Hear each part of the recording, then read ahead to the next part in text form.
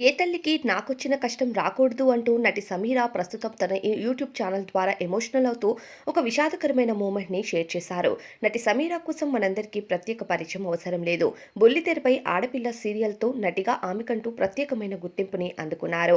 ఆ తర్వాత భార్యామణి, అలానే తోడికోడళ్ళు వంటి సీరియల్లో నటించడంతో పాటు నటుడు ప్రభాకర్ పక్కన నటిస్తూ అతి తక్కువ టైంలోనే ఆమెకంటూ ప్రత్యేకమైన గుర్తింపుని అందుకున్నారు.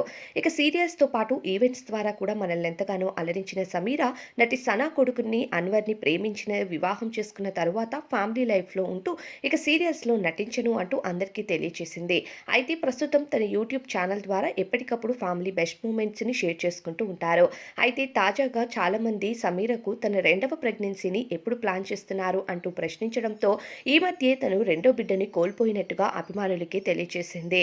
ఈ మధ్య నేను మళ్ళీ గర్భవతిని అవ్వటం, 8వ వారంలో చేసే స్కాన్లో బేబీ గ్రోత్ లేదు అని డాక్టర్స్ చెప్పడంతో నా బిడ్డను ఆ అల్లా దగ్గరికి పంపించాల్సి వచ్చింది. ఇంత బాధాకరమైన మూమెంట్ ఏ ఆడపిల్ల లైఫ్లో కూడా రాకూడదు అంటూ తెలియచేస్తూ ఉండడంతో సమీరా గారిని అభిమానిస్తున్న చాలామంది అభిమానులు మీకు త్వరలోనే మరో బిడ్డను ఆ దేవుడు ప్రసాదిస్తాడు, మీరు బాధపడకండి అంటూ ఆమెకు కామెంట్స్ రూపంలో అభిమానులంతా ధైర్యం చెప్తున్నారు. నటి సమీరా ఎప్పటికప్పుడు హ్యాపీ మూమెంట్స్ని షేర్ చేసుకోవడం, ఇలా సడన్గా ఒక సాడ్ మూమెంట్తో అభిమానుల ముందుకు రావడం నిజంగా చాలా బాధాకరమైన విషయమే. ఏది ఏమైనా ఆమె ధైర్యంగా ఉంటూ లైఫ్‌లో హ్యాపీగా ఉండాలని మనం కూడా ఈ వీడియో ద్వారా కోరుకుందాం.